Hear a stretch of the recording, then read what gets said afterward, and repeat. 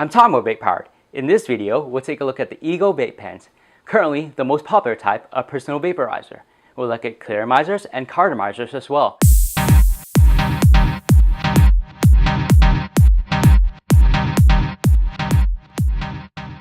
The standard eGo e-cigs are composed of just a battery and a tank called a clearomizer.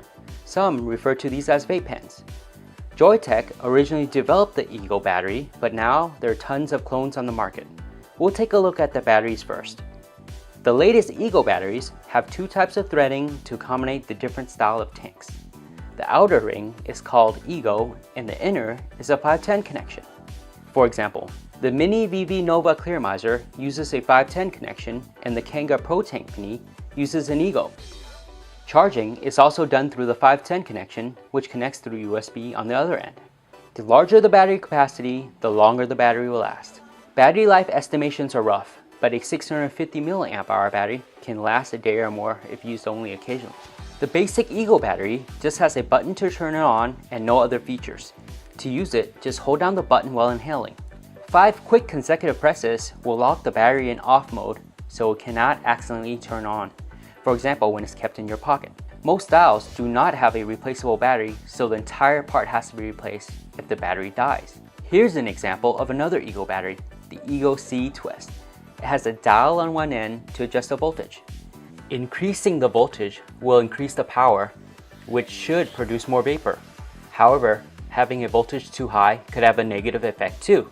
It really depends on the e-juice and the atomizer type. This is a little bit more advanced, which we'll go over at another time.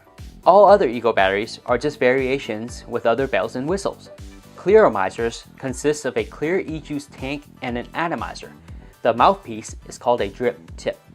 Atomizers have a wick that absorbs the e-juice and a coil to vaporize it.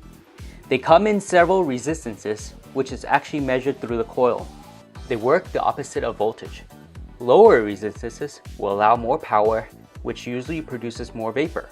But again, it depends on the e-juice type and other factors. Atomizers have to be replaced every 2 or 3 weeks, or eventually the flavor will taste burnt, or the atomizer will clog. Some clearomizers do not have a replaceable atomizer, so the entire piece has to be replaced. For example, the CE4 tank. You can get approximately 100 drags in a 2 ml tank of e-juice. If there are 10 drags per tobacco cigarette, a 2 ml tank will be equivalent to 10 cigarettes. Top feed clearomizers have atomizers that sit above the e-juice and provide a warm vape. However, the tank has to be tilted horizontally from time to time for the e-juice to wick properly. Bottom feed atomizers sit below the e-juice and does not need to be tilted, but provide a cooler vape. Cartomizers are also available for the eGo batteries. They are an e-juice cartridge and an atomizer in one. The differences are that the entire cartridge has to be replaced instead of just the atomizer. And the wick is made out of a polyfill material that works like a sponge. Some cartomizers come with a tank. Nicotine content for e-juice are offered in multiples of 6 mg per milliliter of liquid. 18 mg is equivalent to a regular tobacco cigarette, or some vapors call it analogs. If you're completely new to e-cigs, I recommend watching the previous video on the different types as well. If you thought the tutorial was helpful and want to see more, please like and subscribe. If you have any questions, let me know in the comments.